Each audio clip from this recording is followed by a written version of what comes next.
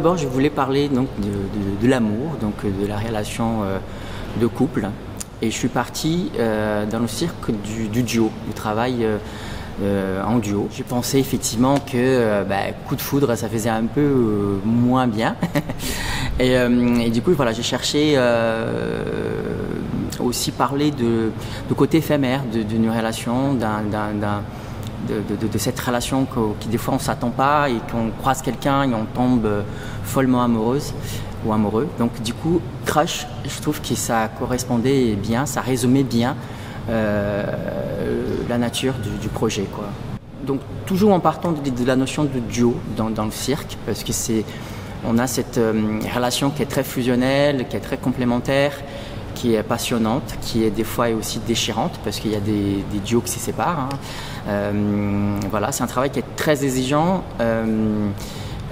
qui demande beaucoup de complicité, de bienveillance, d'entraide. Donc c'est vraiment, il y a beaucoup de notions de couple dans un duo, dans cette relation-là. Et en faisant des recherches, donc voilà, j'en ai un petit peu lu, vu beaucoup de choses autour de la thématique de l'amour. Je suis tombé sur le mythe de l'androgyne d'Aristophane, qui jadis, en fait, l'homme était un être formé des deux êtres, en fait. Et alors, aujourd'hui, on dit que c'est le mythe de l'amour romantique, parce qu'on parle de l'âme sœur, de trouver son âme sœur.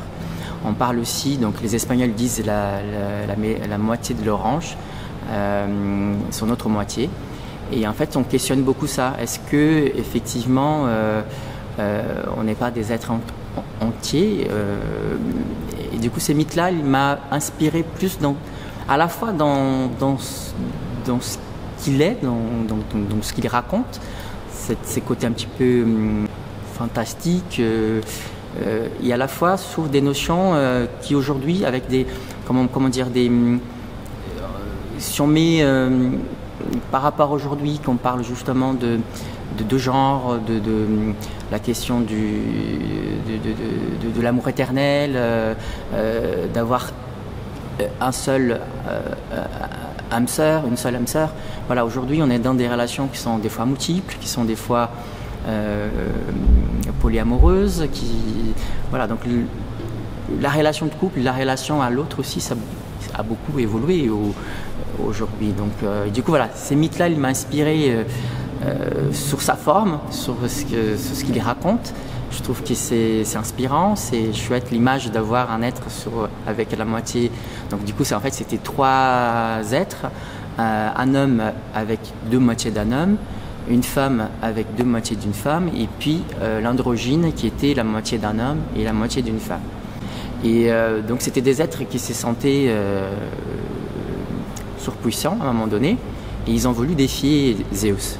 Et pour les punir, Zeus a coupé donc ces êtres-là en deux. Et c'est de là qu'on dit qu'il est né le coup de foudre.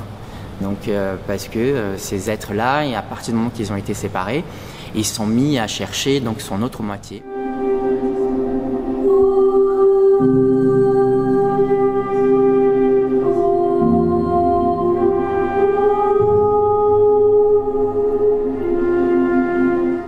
Je pense pas que ça soit une réaction, mais plutôt justement un constat, une espèce de réflexion aussi, parce qu'on vit donc toutes ces choses-là aujourd'hui. Et du coup, je trouve important d'en parler, surtout par rapport donc les jeunes, donc les adolescents, parce que ça se parle et ça se vit de plus en plus tôt, ces questionnements-là, ces choses-là. Et en tant que pédagogue, en tant qu'artiste, j'ai été confronté à ces situations-là justement dans les cadres des ateliers que je mène avec ma compagnie, où effectivement ces questions s'y sont posées, et puis ça m'a fait tilt, ça m'a fait c'est peut-être le moment d'en parler, c'est peut-être le moment de faire un spectacle là-dessus, quoi. Et j'ai créé donc un premier projet avant Covid, avec un collège avec qui je travaille à Châlons-en-Champagne, le collège Nicolas Père. Et on a travaillé autour de la thématique, donc autour de l'amour justement, comment les relations amoureuses se construisent à cet âge-là. Et effectivement, on s'est rendu compte donc, qu'au collège, à partir de plutôt en 5e, 4e, ces questions-là commencent à être posées, quoi. Donc j'ai rencontré dans mes groupes des élèves donc, des jeunes élèves qui justement s'est questionné sur son genre justement, et du coup tout ça m'a touché, ça m'a fait justement réfléchir. Je trouvais que c'était important de pousser ça plus loin, de faire des recherches là-dessus, de rencontrer des gens, d'en discuter autour de la thématique du sujet pour pouvoir voilà, m'inspirer et trouver comment aborder et comment amener ces discours-là sans que ça soit une révolte ou un cri, sans que ça soit juste que ça passe à la fois par le corps, à la fois par le mouvement, à la fois par l'émotion, à la fois par la poésie. Je trouve que c'est important aussi de souligner ça et surtout de montrer voilà, que les rapports en fin de compte sont simples, peuvent être simples et qu'on est tous en recherche de nous-mêmes et que finalement voilà, si on est bienveillant, si on est à l'écoute et que si on est respectueux des uns et des autres, on peut vivre bien ensemble, quoi, tout simplement. Et c'est peut-être un peu too much, un peu utopique, mais en tout cas on voudrait que ça soit un acte d'amour et de partage. Alors le cirque, il y a cet avantage d'être déjà un art qui est très polyvalent et qui donne beaucoup de possibilités, quoi. Donc moi je fais de l'aérien, c'est vraiment ma spécialité. Et je trouve que cette discipline donc, permet justement le corps de traverser beaucoup de choses. Alors moi je travaille en solo, j'ai déjà travaillé en duo, donc je connais, donc j'ai l'expérience d'un travail à deux, mais en tant que solo, voilà, je me nourris beaucoup de mes émotions, de la personne qui je suis, pour pouvoir justement contraster mes mouvements, travailler ma technique, parce qu'après voilà, on est quand même, il y a une technicité, on est des techniciens, on a quand même une exigence de la technique, du corps, du rapport à la force. Voilà, il y a le risque aussi qui est là, qui est présent. Donc, et du coup, tous ces éléments-là, tous ces ingrédients fait qu'on peut traverser plein d'émotions et justement, par le langage de corps, on peut... alors, c'est vrai que ça raconte pas toujours la même chose pour tout le monde, mais voilà, à la fois son côté, on peut être dans quelque chose d'abstrait et à la fois sur quelque chose de très concret, quoi. Donc voilà, pour dire que le corps, il y a plein de possibilités. Et l'aérien, il amène, le cirque, ça amène le côté du rêve, le côté de la poésie, il y a à la fois le contraste avec la force, l'exigence qu'il peut y avoir, le corps qui se transforme. Et puis, ce qui est chouette aussi dans le cirque, c'est qu'on peut mélanger toutes les autres formes d'art, en fait. Parce que moi, je suis circassien, mais je suis aussi comédien, je suis aussi danseur. Et je trouve voilà, on parlait de polyvalence, justement, d'être polyvalent. Et je trouve que voilà, en tout cas, moi, je me retrouve dans le cirque justement pour ça, et c'est ce qui m'attire dans cet art, c'est que voilà, on a l'impression de jamais faire la même chose, quoi, d'être tout le temps en éternelle recherche et c'est jamais, et on peut puiser sur plein de choses, quoi, sur ce qu'on est, sur nos émotions. Et la preuve, voilà, sur un sujet comme ça, où c'est des fois très intime ou très personnel, mais voilà, ça me permet de puiser là-dedans, quoi.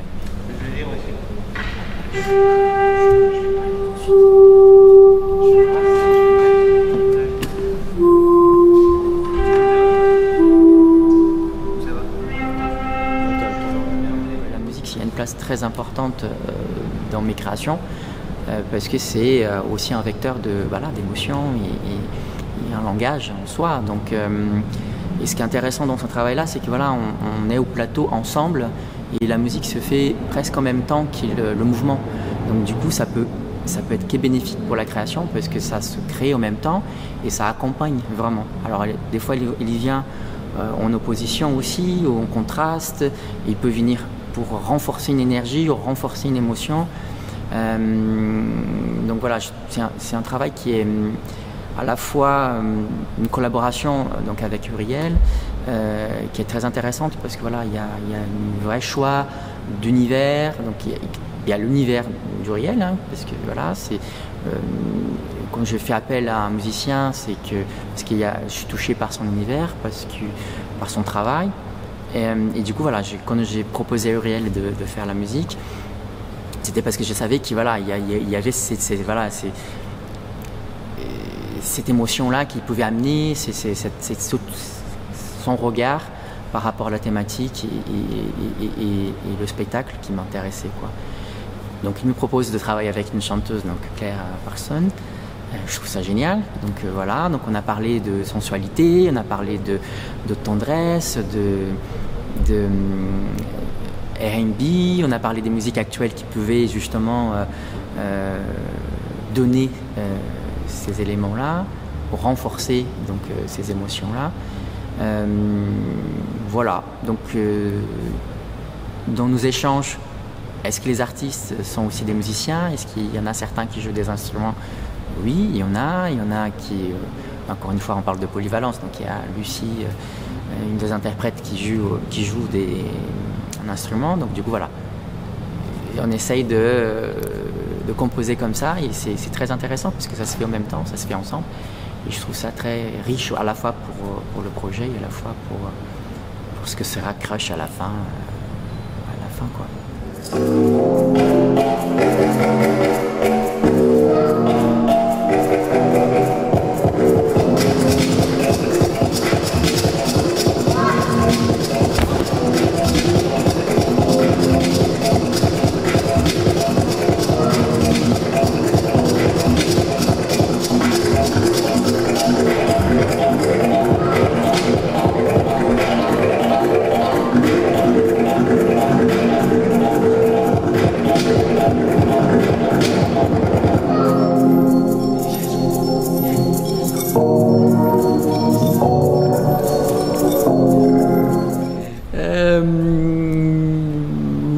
Oui, tout à fait. Alors, je suis brésilien d'origine. Mon éducation se fait avec les telenovelas. Donc j'aime ces côtés un petit peu justement des fois un peu plein de l'amour justement des relations. Donc en tant que latino, c'est ancré dans moi. Et oui, je me souviens, de mon premier crush, je me souviens, tout à fait.